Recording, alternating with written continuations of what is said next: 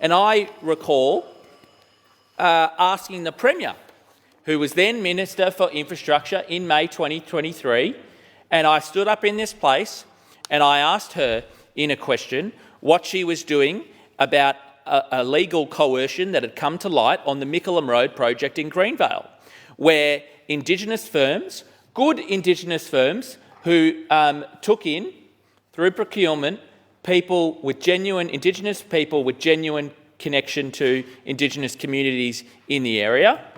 They were kicked off the Mickleham Road site in favour of an Indigenous-only firm that had connections to Mick Gatto, that had no connection to the local Indigenous community, but this is what happened. I asked the Premier about it.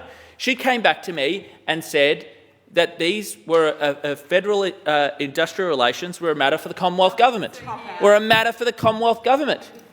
But then we see the Premier, after the 60 Minutes story, come out and she stood by us next to the Attorney-General in a press conference and said she was disgusted.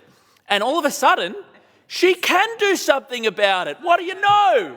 She can do something about it if Nick McKenzie is sitting there and asking her questions, saying, yeah, we're dealing this, we're tough on this thuggish behaviour, I tell you, we're tough on this thuggish behaviour. What bollocks? I asked her about it last year. She passed it on to the federal government. There's been several matters where she literally passed it on to the ABCC after she would have already known it had been defunded at that time. That's how weak this Premier is.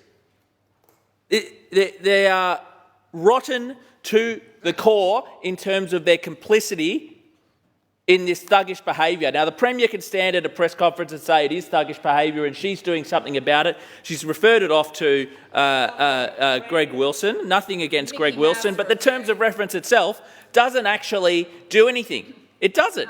It doesn't actually do anything. It'll be Coat Inquiry Mark II, where and I found what I found very interesting in responses to questions is the Premier now says that if she's asked by Mr Wilson, she will, of course, appear before his inquiry. Will there be public inquiries? No. Public hearings? No. But she did not apply that same level of openness to the Commonwealth Games inquiry. I wonder why.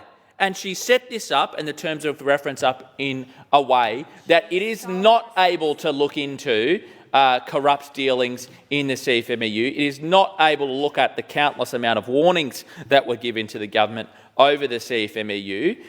It is only really to do with what changes can be required in the future.